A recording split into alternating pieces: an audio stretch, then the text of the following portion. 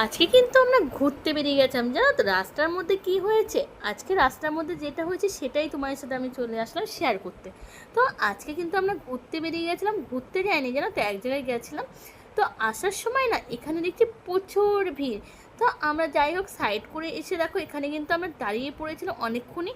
তারপরে দেখলাম গাড়িতে তেল নেই, তো আমরা দেখতেই পেলে আমরা কিন্তু ওই চায়ের দোকান থেকে তেল নিয়ে দেখো এখানে ঢেলে নিচ্ছে গাড়িতে। তো যাই হোক গাড়িতে তেল পেলাম, যতই হোক এত ফাঁকা রাস্তা কোথায় তেল পেতাম, খুব টেনশনে পড়ে গেছিলাম জানো তো।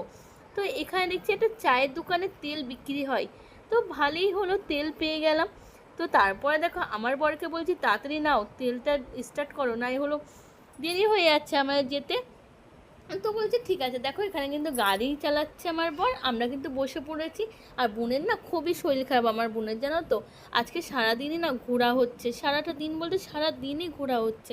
সেই সকালে উঠেছি, উঠে পর্যন্ত ঘুরেই যাচ্ছি ঘুরেই যাচ্ছি। আজকে ডাক্তারখানে গেছিলাম, আরেক জায়গায় গেছিলাম জানো তো, বোনকে ঝাড়াতেও নিয়ে গেছিলাম। তো শরীরটা সত্যি বলতে আমারও খুবই খারাপ হয়ে গেছে, ভালো লাগছে না। আর সারাদিন ঘুরে ঘুরে আর ভালো লাগে বলো।